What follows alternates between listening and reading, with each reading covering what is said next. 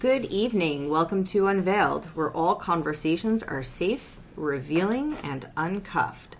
Tonight's show is partnered with Sage and Soil, Jenn Chavez Photography, and sponsored by WSBI LLC, your resource for success podcast. We are your hosts, Jenn and Chris Chavez, and Carmine and Kim Pesce. Hello. Hello. Good morning. Sup, morning. It's a little dark for morning. Dark for morning. What's wrong with you? It's the evening time. Okay. Wow. How's your day Whoa, been? yeah. I was just... He's still stuck in time. I'm stuck in time. Then and now. Exactly. Perfect segue. Then. Are we at the now yet? Yeah. It's not just me. Wow. Okay, guys. Hey. Hey. Good to see you. Always good to see you guys. Missed Always y'all. a pleasure to be at the table and have these wonderful conversations and all the revealing stuff that we do. We chat about, yeah. So how was your Labor Day? Let me just ask. Did you have a good time? Yeah, we didn't do anything. We don't travel on the holidays. No laboring? No, the only laboring we're doing is right here. No laboring. I like it. I don't think Labor Day we means keep it in a you're supposed 25-mile to radius. labor. Right, there you go. 25-mile radius only. There you go. I mean, And what about you guys? she put her labor to work. She told Manuel Chavez, Senor Type Niche, get outside, I put him to work. ride your lawn tractor, That's right. Get ready for the fall. cut That's the it, hedges. exactly. Cut that wood. No, I started that in January, so I was good okay, there. well, He still you has know. other stuff he has to do. Yeah, Okay, I got my bucket list of items. No, that's You see what I did there, people? If you've been listening. The garden then and the garden now. So interesting that we say that as we talk about then and nows. Before and after. Oh my You got God. to show the pictures. Camera 1, camera 2. Can we do it like the reveal? What was that game show where they moved the curtain and Move that bus. You're talking about What's his name? what's the name of that? What the hell is the The name guy of the way they it? built the house. Move that bus. bus. And all the people Oh, like- yes. But she's talking about another. There was a game show back in And- the day. and it's still on, isn't it? They just like move the curtains. Oh my God, what's What is the name? Oh my of God, that? there's four of this us and we is can't think of terrible. it. Oh the my name of the God. show? Everybody on the other end of this is like, it's this show, you stupids. We'll figure it We'll out. figure it out. It'll come back to We'll us. come back to it. So interesting Google. for tonight is go ask ChatGPT. We're going to talk about things that were and things that are, and I think this is going to be fun. First, let's be very transparent with our audience. There is no script. There is no thing we're going to focus on. It's Fixer Upper. No. That's But the nice show. one. The game show. The The game game show. show. Oh, never mind. where the curtain, like an actual curtain. There not was some- one with a curtain and there was one with doors. Right. Right. Right. But Pick the one door with the number 1, 2, or curtain- 3. But the one with curtain one is like, I see A it. brand new car. Right. I mean, you get a card. No, it's not open. Okay, anyway. So focusing while he is GPTing or whatevering. So then and now, I thought, I do. I think this is going to be a very interesting conversation because there are so many things that we as... Price is Right. Yeah, I think the Price is Right. The Yeah, curtain yeah. thing too, and they had the ladies. A brand new car. Brand new car. That is right. It's That the is. Price is The Right. Price is And Right. Price is Right is still on. All right, I'm done. Bob No, Barker? Yes. Sorry, He's dead. I digress. He's got- he's yeah, but it's he's the- gone, but they still It's got not Price is Right. John Candy. John Candy's also dead. So who's the guy? That's Drew Carey. Drew Carey's the new guy. Yes, Yeah, that's true. for the Price See, is Right. then and now. Then and now. So, haha! Step 5. So you did an entire iteration of Price is Right hosts. That's great. Cool. Oh my gosh. Anyway, so that's actually not a bad way to do this. Because you're such a dork, I swear. We started watching some of the older TV shows during COVID, and I think we've had that conversation, right? And these are things that you can't watch today and have the same appreciation Right. that you did when. Like, we watched MASH, and I grew up, my father was in the Korean War, so of course I had to have, the writing commentary of everything that was MASH at the time. But as a kid, you watch these shows, and it was like, oh, look, he calls her hot lips. Right. Or other things. Or other things like Babe and Sweetie. And Or even worse things. Like the very first episode of MASH, I had to call my father. Sure, And- throwing things at you. And I was like, Dad, now I know why you sent me to bed to watch MASH. And he said the line without missing a beat. I was like, oh my God. It's like, you got to be kidding me, Dad. Seriously? But like, think of a show when you were a kid that you used to watch. Well, would you watch it now? Yeah, I would. Only because I have a better appreciation, right? So we were talking earlier, and we talked a little bit about the fact, like, you think about the Good Times.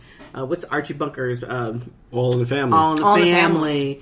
And a few others, because during those eras, even Red Fox. Red Fox. What's his Sanford name? and Son. Sanford and Lamont, Son. Sanford and Son, yeah. When you think about all of those different daytime or evening time or whatever shows that came on, we really did not understand a lot of the things that were being said, but they were reality of who we are, how we lived, how the times neighbors, were. how the times were. If you were to put them in today, let those run today on a regular, you would be in court every other minute. Agreed. So Because of the sensitivity of people and the ignorance of not understanding that it's okay to have those conversations. Now you have to struggle sometimes around certain conversations of, like, I can remember, I think one of the scenes in Archie Bunker where he had, first time he had a black neighbor. That was like, oh my God, he had a hissy fit. But the communication process of an understanding that he realized his neighbor was just his neighbor, right? But today, if you said it in the manner that they said it, like I said, we'd be in court constantly. or there would be a lynching going on Right. somewhere. Yeah. Somebody would take issue. We we mentioned MASH, but recently we started watching Cheers. How innocuous. The neighborhood bar. You've got every day at the end of their day, these regulars go into a bar because, as the theme song says, Right. you want a place where everyone knows your name. Yep. You want to feel part of a community. Norm. Right, exactly. And then Norman? Like, skip a beat. Right. And there's Norman Right. from God rest his soul. yeah, he just passed also. Yeah, he sure did. Yeah. So, we're watching it, and I'm listening to the way that Sam, I can't think of his name, Ted Danson, speaks to, in particular, Diane's character, played by Shelley Long, if I remember her name correctly. Correct. And he is so flippin' demeaning to her. But at the time, it wasn't. And yet, as I'm listening to it today, I'm like, oh my God. He is completely dismissive of her intelligence. Right. He is dismissive of her opinion. He talks about, as they're in this, intimate relationship, having sex with other women. I'm like, oh my God. What would happen if this show were on today? It would nowhere near be as excessive. Well, take the other thing. The morning soap operas, which we never, as children, were... ever watched because we thought it was stupid, but I'm sure our parents watched Days of Our Lives. Absolutely. And all that shit that went on there is like today. I could tell you what happened to Stefano DiMera in Days of Our Lives because my grandmother, my great-grandmother, and my mother all would watch it, and they would VCR and whip it out at night when my father was doing whatever he was doing in his studio, and we would all sit there and watch it. It kind of goes along the lines like, then versus now. Knight Rider. Like, everybody's like, there's a talking car that drives itself, and it has all this cool guy contraptions in it, and then you're driving down the road and you look over and you see somebody, I'm not naming any particular vehicle names that starts with a T, but it has a giant screen, and it's like, we've seen this before, have we not? It's like, this is crazy. That reminds me of the Jetsons. You ever watch that cartoon? Absolutely. Yeah. I thought it was the coolest thing that they had a robot that could sweep for you and vacuum for you. I thought that was great. And look at what we And have mop. now. Yeah. And I have my have iRobot. that. But Jane didn't work. No, She didn't. Jane didn't work. And why was that? Because now women work. both George and Jane would be working. Yes. And somebody be doing the maid service. Yep. Absolutely. But flying cars. How crazy. Yeah. Well, I mean, just like Carmine said, like then and now with, back then there was a lot of like, hey, the mom stayed home, dad went to work.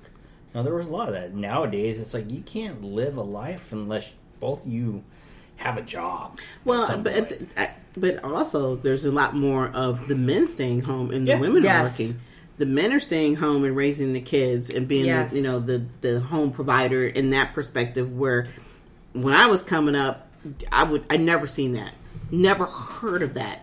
you were the man of the house and you were the woman of the house, right? And then eventually I started to see some things change, growing up, because, I'm a product of the 60s, right? So you think about how different from then is where it is today. Like, you would never hear to me oftentimes of having a house hubby, right?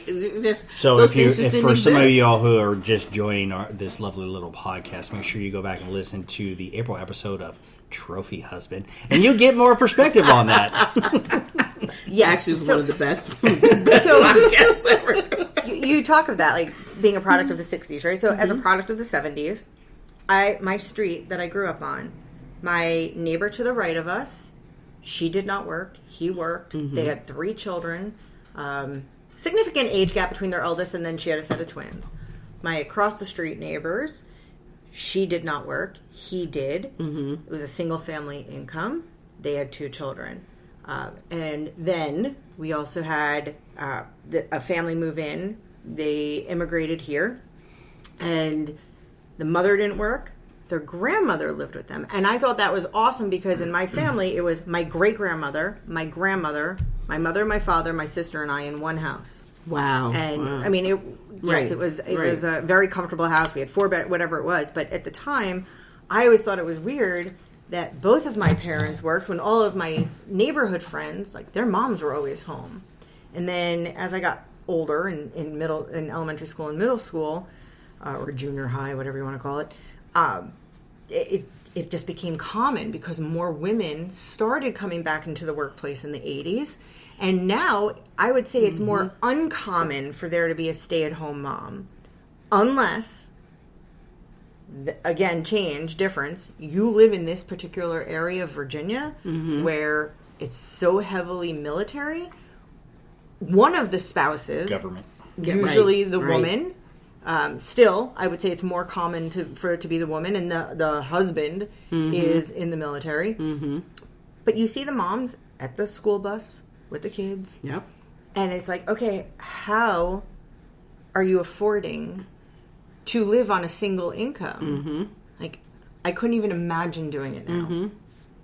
Yeah, it's definitely times have changed, and like I said, even the reverse roles of seeing more men staying home, and the women are becoming the, as you want, quote unquote, breadwinner. Right? It's something I had never seen growing up. My parents both worked, but even then the dynamics were a little different because my dad was running his business, and my mom, she actually worked second shift so that she could be home for us as the kids and take care of everything, and then dad would come off of his closing the business up, and then he would run everything at night while she was working that second shift. So it's just the timing of I think of everything and how things used to be. But like I said, I didn't see that very often where either both parents worked, or either I didn't see much where you just sat at home as a woman, you did nothing. Not in my life, time. Obviously, it happened, and then of course too is about money. If you had the money and if you could afford to do that, then yes, somebody definitely stayed home, with the kids all day long. But it's definitely different era and different time, and it amazes me today when I watch the dynamics of how people raise their kids. In my opinion, it's more based off of a friendship versus just raising them as having that balance. Is that look? There is still the law over here, okay? I am the parent, you are the child. That is, till this day, I have never forgotten that. And even when I go home, or even when I'm talking to my parents, it's yes ma'am, yes sir. And I'm almost 60 years old, okay? You don't lose that dynamic of the way I see certain things. And now I could never think about calling my mother or my father by their first name. Are you kidding? I got my ass whooped. Yeah, if I do it out of a joke, but it's not when I walk in the house. How you doing, Shirley? How you doing, Lord. Joe? she wouldn't even be able to get out of my mouth. I'd be knocked out. There you go. There you go. Oh, absolutely. Literally. Absolutely. Yeah. So, one of my biggest pet peeves are when parents call their kid buddy. You okay, buddy? Yeah. Is everything okay, buddy? Really? When did you become buddies with your kid? Right. Now. Then and now. That amazes me. What is it? Bruh? Bruh. Yeah. Or dude. Dude. If I ever called my father dude, I don't even know where I would be at right now. Y'all probably wouldn't even know me. Okay? I'm trying to imagine if Chris called his father, bro. Oh, what's up? Even now, up your teeth. Exactly. That's kind of like being in the army when somebody used to call me Saj. I'm like, oh, I'm sorry, what? It's like, I'm a what?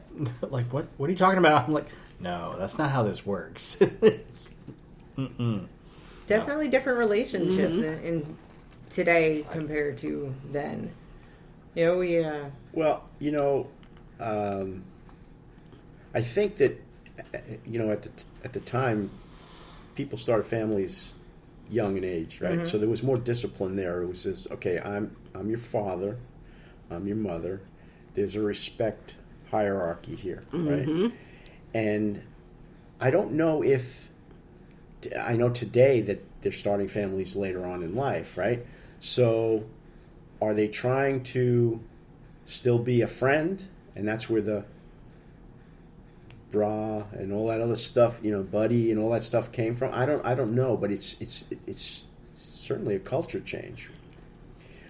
Where parents today are feeling like they need to be more of a friend than a role model, and that is, in my eyes, it's just, I see some good in it, because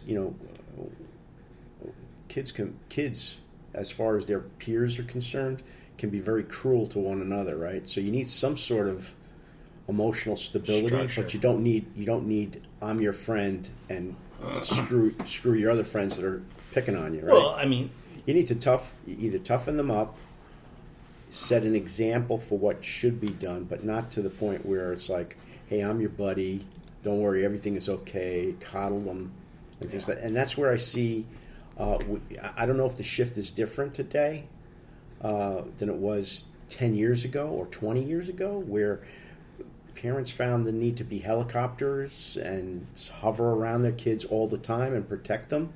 And sometimes you got to let them learn from the experience. Now, with all that said, that's where you have like Menendez's and stuff like that. So thank you. So we always go so dark. There's always one point where we go so dark. I want to come back to reality.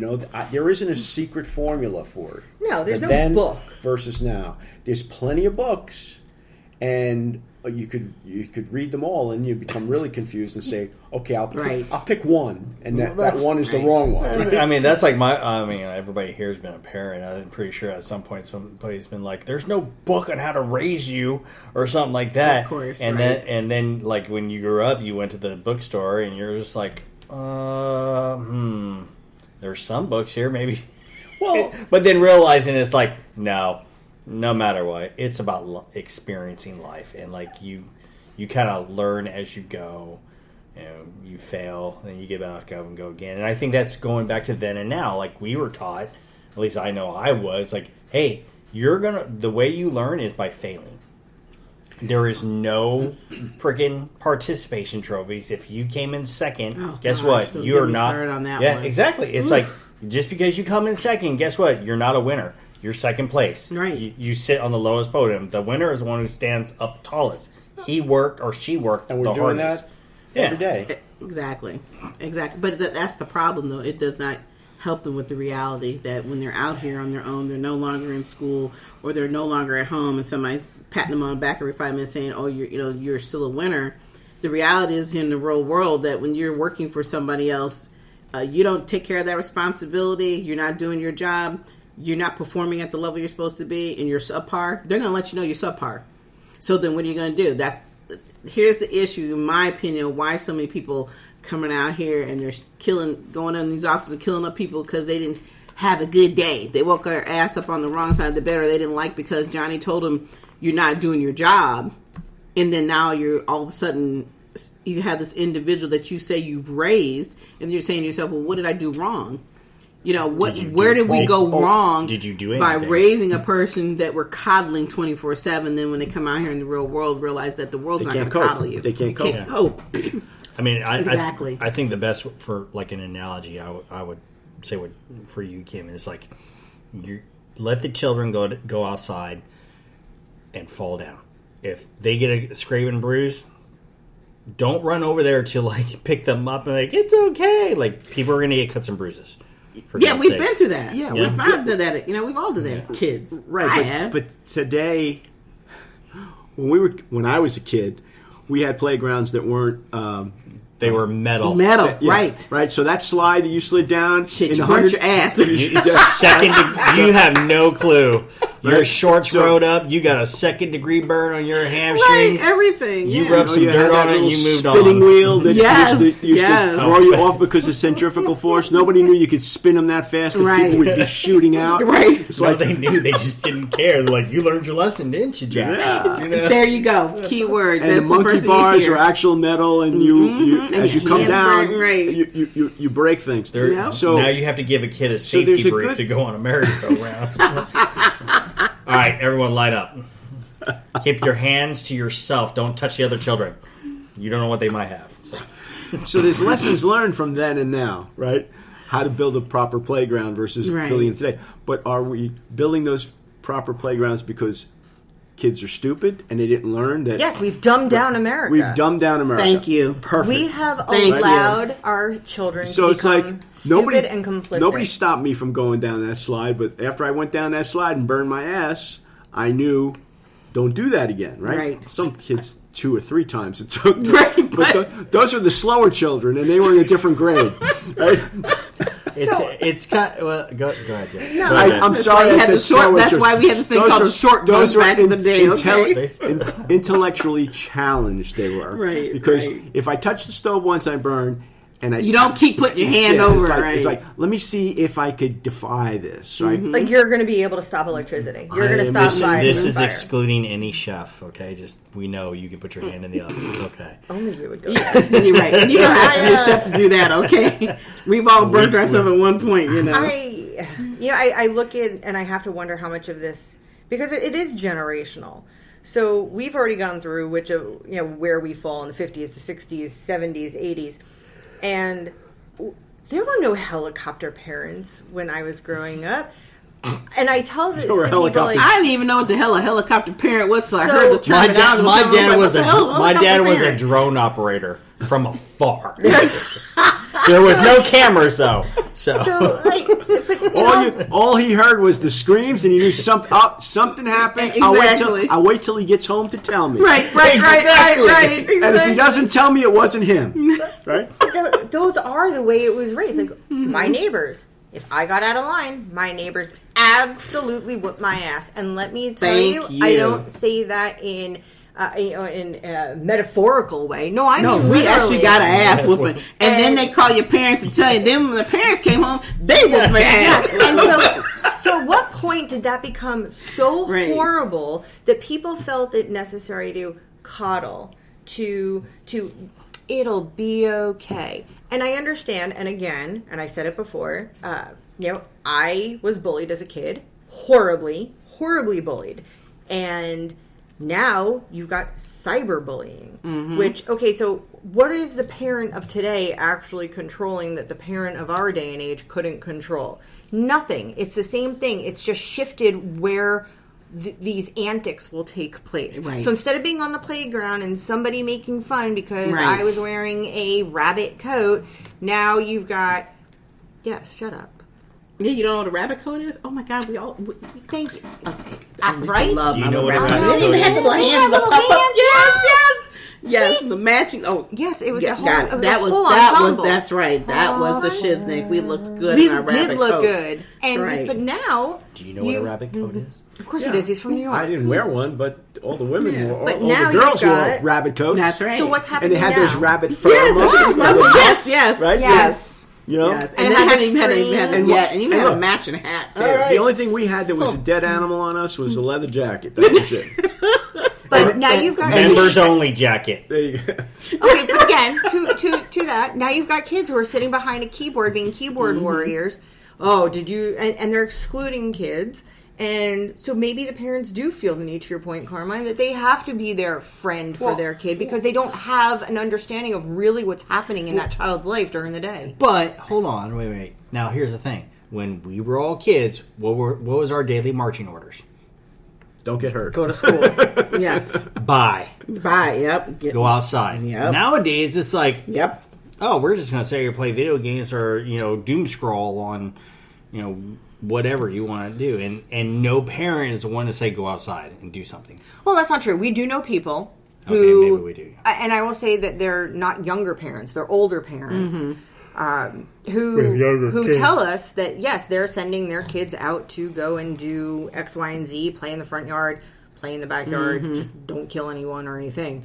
But again, it's different. Now, I've seen firsthand people I know who are raising children, and I call it parenting by iPod or iPad, where, here, we're going to go out to dinner, you're going to come to dinner, child, you're going to sit on this stupid thing. Right. While the parents have adult conversation. How many restaurants still have crayons and coloring books? Yes, right? I know. Right, not a majority of them don't. Right, right. No. It used to Pizza Hut used to all the time. All the places, anywhere you dine, you could actually sit there and color. And still be able to communicate with your parents at the table and not feel like you were a side. Well, today, what do you see in a restaurant that we go to? Every time you go there, there's a family, and but the kids have the iPad. That's what she was just talking about. Yeah, and that's just the norm today. But it's also the why. parents. Why is that? Why? And that's what I wanted to get to. Why is that the norm? Because somebody said it's not okay to whoop your child's ass. Well, yes. Yeah, because they don't know how to sit at a table and act like they have some sense because they haven't been taught, right? How do I sedate my child so I could have a good time? Thank you. So it's not about a family thing, right? It's about we're going out together. We're going to be in the same car. We're going to go eat. Do not make me have to hit you. So okay, it's this. It's what? Well, how do you parent?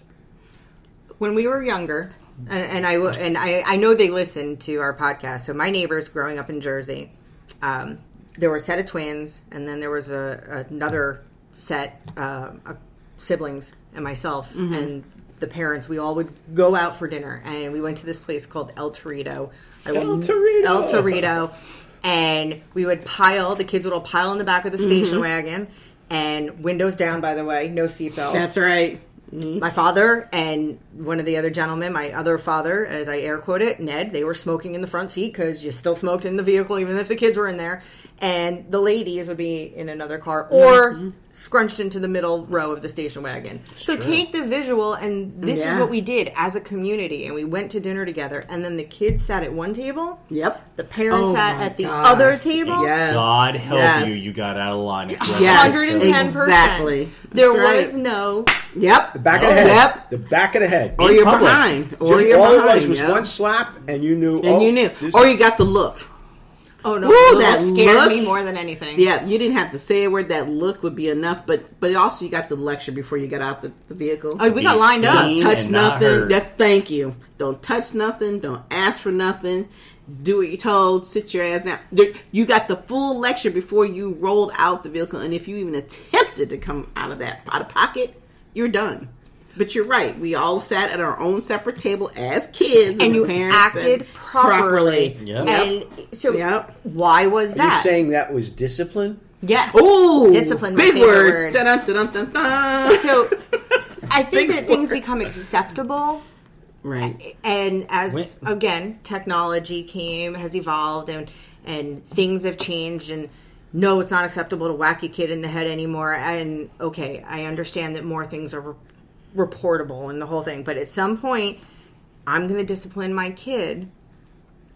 It's not your business. That's right. Exactly. Now, if I do something in public that is unacceptable, like, again, the 80s, I will tell you right now, it wasn't even a question. If one of those parents had to walk over to our table because we were being loud, we were throwing tortilla chips at each other, we were...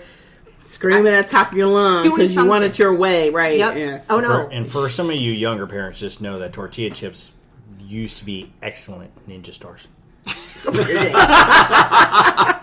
That is a very true story. I'm not saying that I've had my butt beaten in public for it. Just saying it has happened. But now you have this mentality where it's okay. We're going to talk about it. Let's talk about what is your feeling that's making you want to yell in this restaurant. Well, right. So, going along the lines of then and now. Back then, it wasn't about like there was no parent over the age of 25 in that restaurant that was like, they just need to tell that child to calm down and make good choices. Every single parent in there was like, they would take your butt and whip your butt. The bathroom. Thank you. Because the handicap stall is for the dynamic of the belt. There was a wheelchair on there, and there was a person beating a kid. That's right. That was the two signs on that door. That's what it was about. It wasn't about like, they need to better parenting. Just give them the iPad. It'll calm them down. Right. Or go sit in your timeout chair and then think about what you're doing. I was like, what the hell is a timeout chair?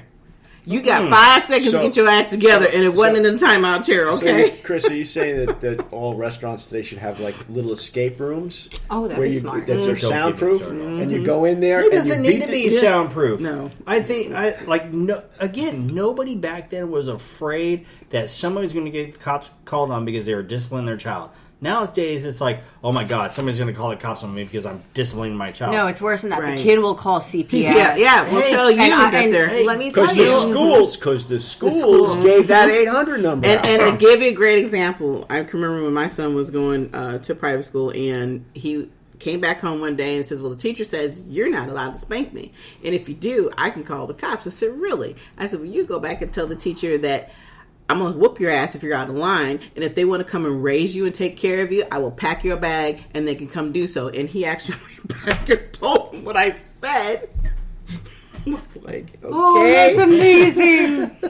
Nothing came out of it, but I had to explain to him that, there is a difference, obviously, of being abused, having a spanking, getting out of line. There's absolutely a difference there. But these teachers literally were setting these kids up to go home and tell them the inappropriate thing. And like, first of all, you're in a private school. They don't know shit about raising no damn kid, so don't sit up here and tell me about how to raise my child. And one thing I was not going to allow is my child to whoop my ass in the process because you are, quote unquote, you can't touch me attitude. And being that I ran daycare centers, I've had 3 of my own, I had literally would see kids, we would have them completely under control, learning certain things, being, how to take care of yourself when you're in a certain environment, the whole 9 yards. And then as soon as the parent would come through the door, it was a whole different phase. Well, I had one child who would literally, mom come picking him up, and he would just kick her. And she would, oh, this is so funny. Excuse me? This is not appropriate, and you cannot do this. It would try to explain. She said, "Oh, he just does it every night." I said, "Do you understand what you're doing and how you're raising this child and what you're allowing? That if he can kick you every day that you come through this door, what in the hell you think he's going to do when he gets out here in the school full time and then out here on his own as an adult? You're literally raising a child who cannot function in reality." So I wonder at what point it became the difference between.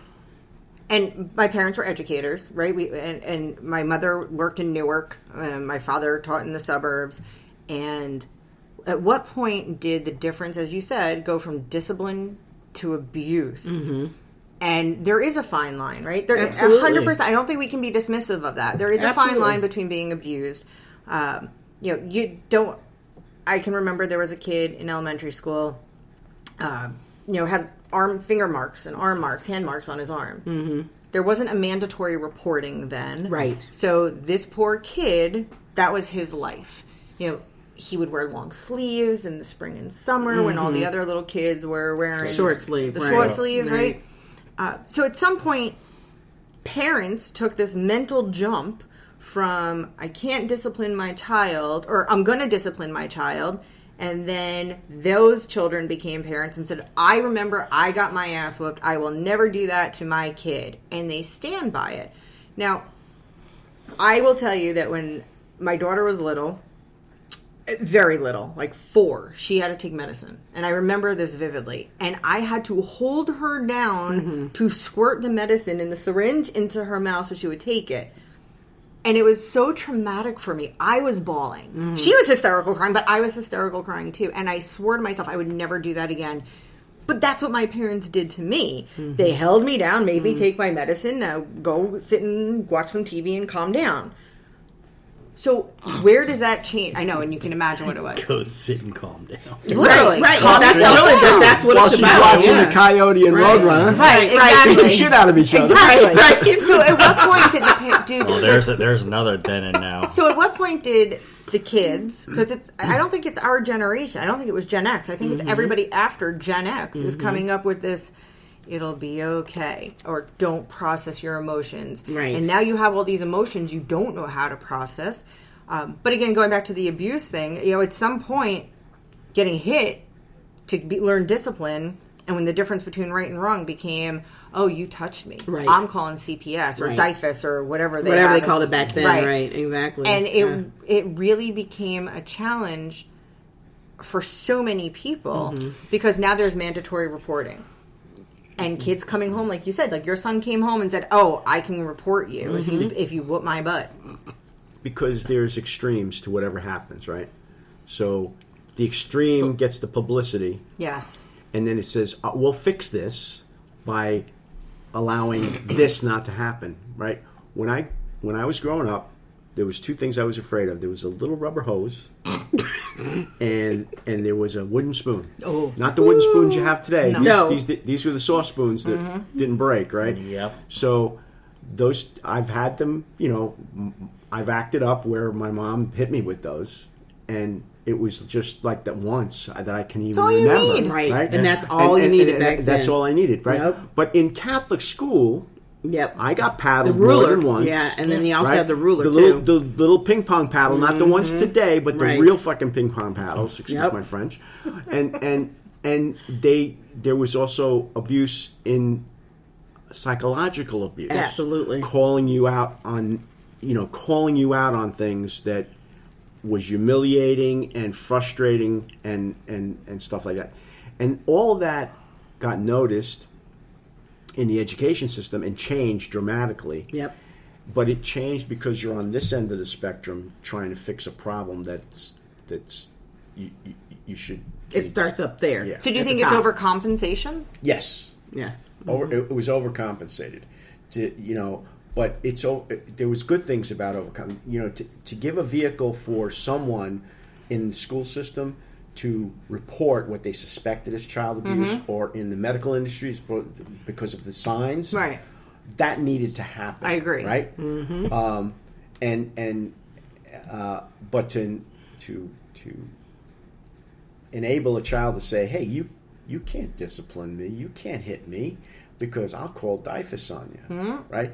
That's where everything, went. I don't condone a parent hitting a child, right? In today's world, only because I think it goes to the extreme. There's people that my parent hit me once, and then I knew I couldn't do that, right? No. Or scolded me once, I knew I couldn't do that. In today's world, that scolding turns into hitting, turns into breaking arms, and it comes into psychological abuse. Turns into family bullying, right? And and then you develop a fear, and that's something that those kids can never outgrow if they're not safe. Well, and right? I think a part of the reason why it's like that today is because they don't discipline the kids where they need to be. It's no different than or they were disciplined. They were disciplined in the wrong way, and they're just perpetuating absolutely, the cycle. Absolutely, and I think that's with any of our parents. Everybody, that's the way you were raised and how you taught. You're gonna take some of that and move it into how you take care of your own family, right? But the biggest thing that I have seen from the time that I can remember raising my child up to how you see the kids today, the problem with people today is they never address the issues that need to be addressed. It's no different than in our home environments that you see it, or in your work environment. That's why you have people being so bratty and I'm not doing this, I'm not working, but you want to be paid, but you don't want to do the work that comes with that, right? Because they've been told all their lives they don't have to do it, right? And it's not just from the home, it's from the society as a whole. Because people, everything is very, like you said, dumbed down. We had to work and earn our way to every little damn thing that we've done in life. Today, it's so far dumbed down that, you don't even, anytime you think, I look at this, when you take out cursive in the school system, how in the hell do you not know how to write your name in the signatory way in cursive? You got to sign documents when you become an adult. I can't go and buy a house and not sign my name and print it out the whole time. Listen. That goes way back when people couldn't sign cursive, right? And all they did was put an X on a piece of paper. I understand that. Mark, right? But so we're talking about decades of not being able to, and then we taught people how to write. Right, because it's important. It's important. It meant right? something. And all of a sudden, it's not important anymore. But it's still important because they had to bring it back. So is discipline not important? Is that where we've just become as a society? And that's the problem. That's the problem. Right. Discipline is important. So important that you can't just say, okay, we don't have to write our names anymore. But now you do have to write your name. So what message are we sending out there? Discipline is the most important thing. Discipline, but not abusive discipline. And standards. Standards. Thank you. So, because that's one of my favorite subjects, I will relate it to one thing that I know. The United States Army. Once we started to take away shining boots, oh God, and ironing your own uniform, that was the downfall of the United States Army. That was the failure of standards and discipline, because you knew who was the disciplined soldier versus the shitbag soldier. And, hey, if you were to bring it back in a heart like that, people would be like, I really don't know how to shine a boot. It's not that hard. No, but it's just about being taught. It's about investing in what is important. It's about you getting out there and doing it. But you have to have somebody show you. We were taught, though. Yeah, we were taught to do that. Taught. Like, I always had to shine my own boot. There was no way you would find somebody who would shine your own boot or iron your own stuff. We were taught how to make change. Right. But nowadays, if you go into a restaurant, and I know I said I wasn't going to go here, but I'm going to go here, is that if you look at any type of points of sale system, most of them, 99% of them, tells you like to give change back for any type of like cash currency, it's like you must give 3 pennies or 2 dimes to equal this much amount. It's like, wow, bro. Look, you have gone. And here we go. Here we go with the discipline again, right? It's right back to the 5 same guys, circle, right? Oh God!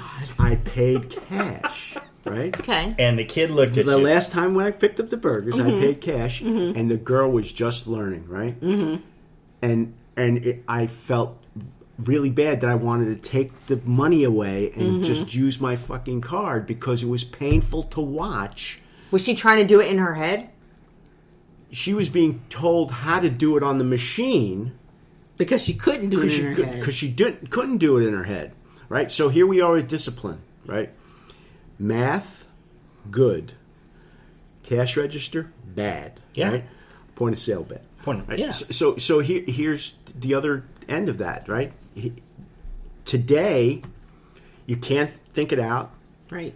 Unless the machine tells you, right? But if you don't know how the machine works, you can't issue change either. That's right. So here I am, like, give me that back. I'll use my card. Right. It's easier. Just because you didn't want to I didn't do that. No, but I'm saying like that was your thought process. It was like, my God, this poor kid is struggling to do math. But it's the same thing like the conversation you and I were having coming over here, right?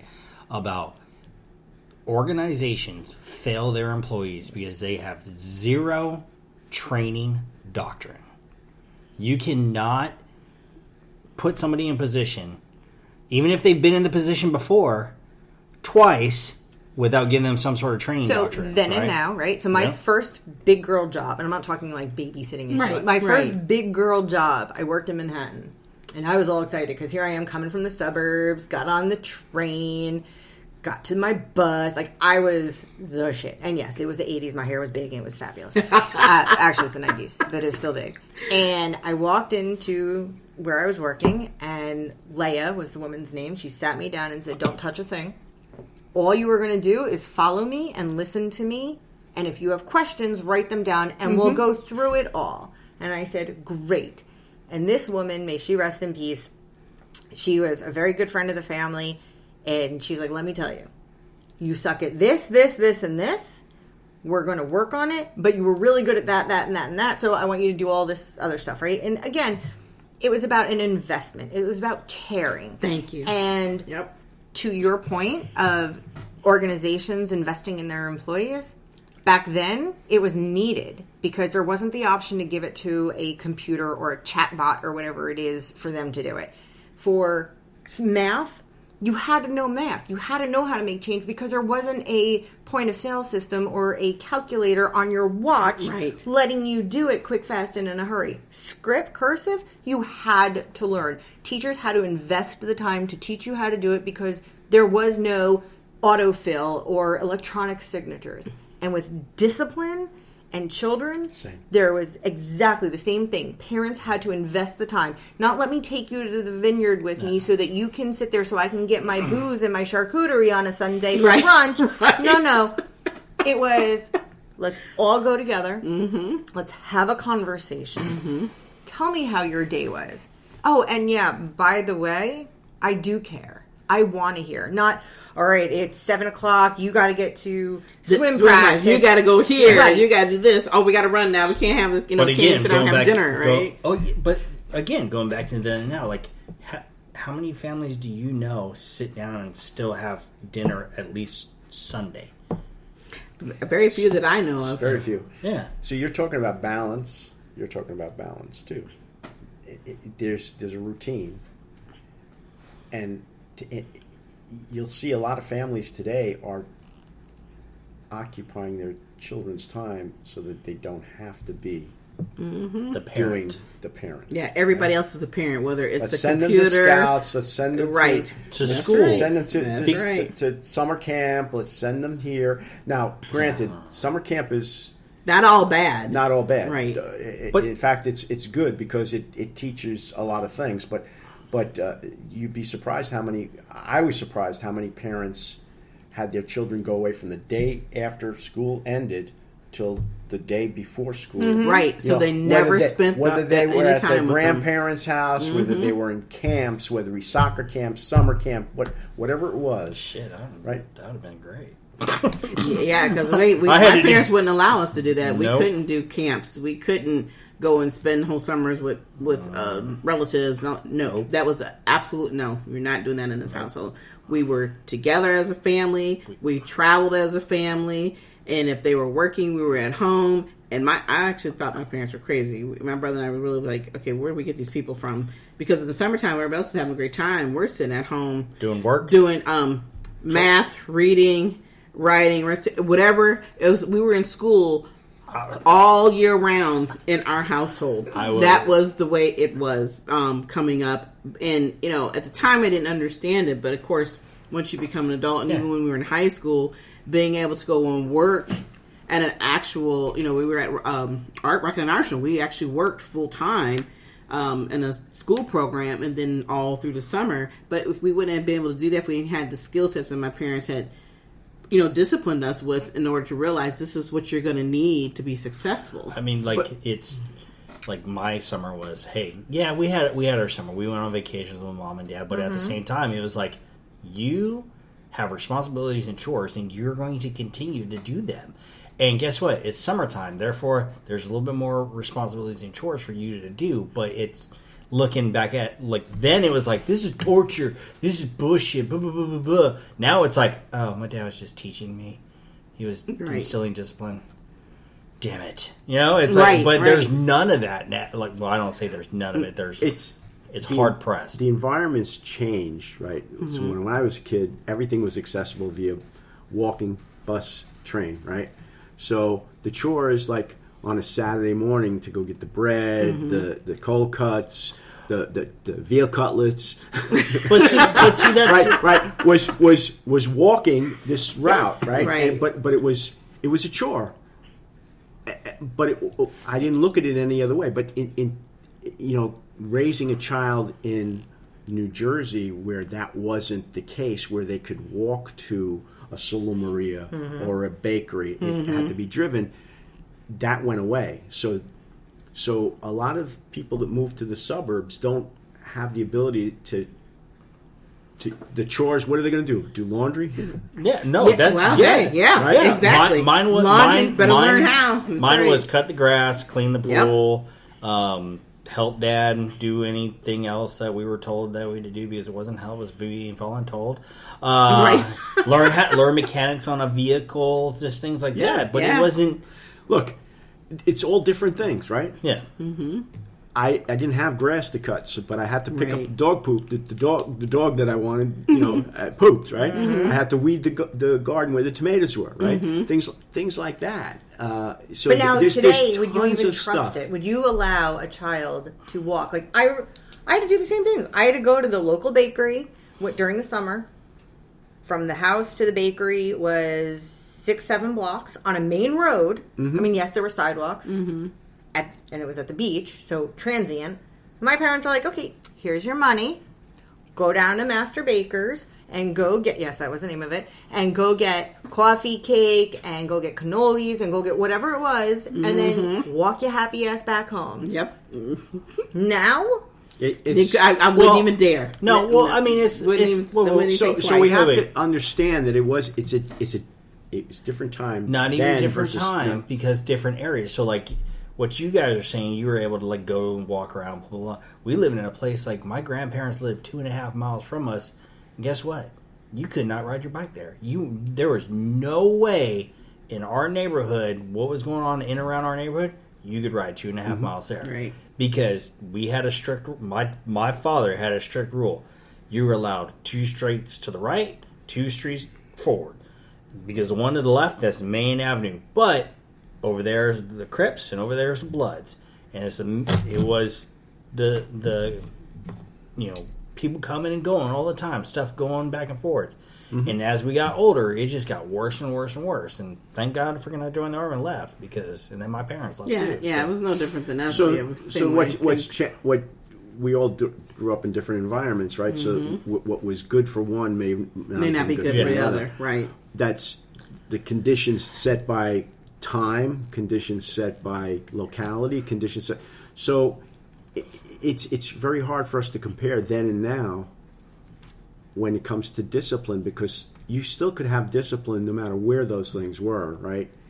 And that would eliminate the then and now of the children issue with discipline and actually boundaries and balance. But I think something like Kim said earlier is like talking about mentors, right? We all had somebody we looked up to or it's inspired to be, right? We wanted to be G.I. Joe. We wanted to be an astronaut. We wanted to be Barbie, something like that. Nowadays, it's like these kids are like, I want to be an influencer. It's like, I'm going to take you out back. It's like, because it's like, how can you be an influencer when you haven't even gotten laid yet? Right. You don't even understand what it means. I'll pose the better question for you. Yes, okay, so you want to be an influencer. How do you know what an influencer is? Right. Why do you know what that is? Oh, because you have your phone in this hand, and when your phone is down, you have your computer or your iPad or whatever it is. So there's such a need. Running a business, as adults, we run our businesses. How do we run our businesses? Through social media. There is no marketing. Yeah. I mean, I'm sitting here as an adult taking a social media marketing course online so that I can understand better how to meet my target audiences. Right. What happened to good old Marketing 101 where I hated my professor so much I wanted to punch him in the nose? But again, these are the times and they're changing. And it comes back to my same question. What happened? Where was that axis point that things pivoted so greatly to differ and make everything change? So now you go out to school online. I went to college online because I finished my degree at 50. Okay, cool. I didn't get it when I was in my 20s or whatever. So everything has just evolved and technology has come to the forefront. But I hope to God that as a society, we don't rely on technology to continue to evolve to do better for our children or that our children's children. Like, I don't want to see my children's children using ChatGPT to finish their lives. Mm-hmm. But everybody's doing it now. Right. I mean, we just watched something and somebody's like, Chat GPT this, Chat GPT that. It's like, yeah, and they're already complaining about how people are utilizing it in the wrong way. Correct. People, they can't get through school without cheating by using ChatGPT because they can't take a test. So there's all these things, that we can all say that you have your good and bad about it, right? The then and now. No difference from the customer service to, how you raise your kid at home to how your job. All of it has become an issue because people, in my opinion, today don't know how to use the brain, your mind. They're not open-minded because everybody's forced, every child is forced to pick up a calculator, pick up a phone.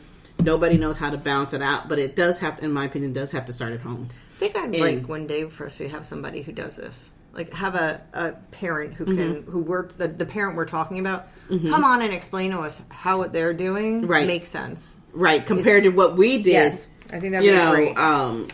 Raising our kids and not having some of those things that, during the time I was raising my son, that's when computers were really just starting to become popular. Yep. Phones were starting to become popular and affordable. Yes. But there was still a limit. He couldn't even have a phone until he was, I think, in 10th or 11th grade.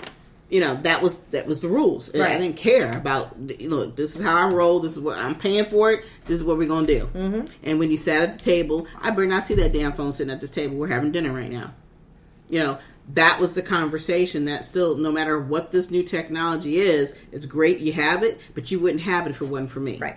Right? So I think there's still that process of people understanding that it has to start somewhere, and it has to start at home. That's your foundation. Agreed. So, absolutely.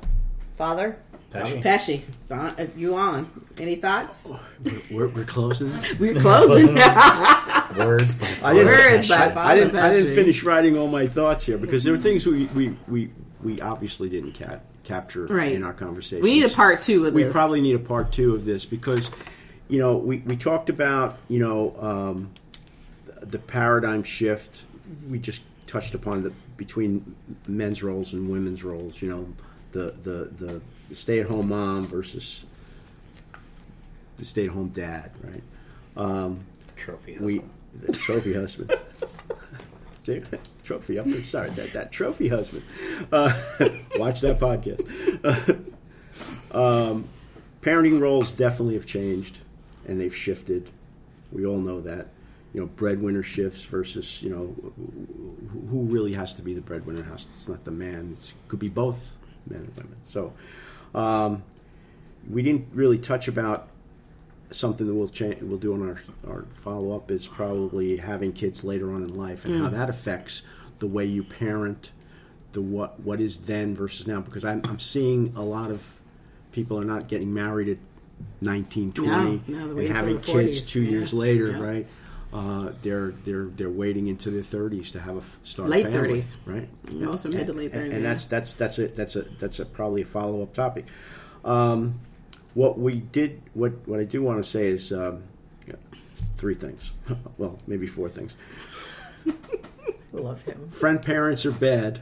Friend parents are bad. Disciplined parents are good. That's good. Discipline does not have to mean abuse. Right. It's not physical. Correct. Discipline is something that you need to instill upon. Should be something about learning. It's something that I know the person I am today is because of the disciplines I had as a child. And lessons learned is an education process. It's something that happens over time, and those lessons that I learned, I brought to my parenting. I may not have been the best parent, but I know that my son is an amazing human being and has gone through a lot of things and has persevered.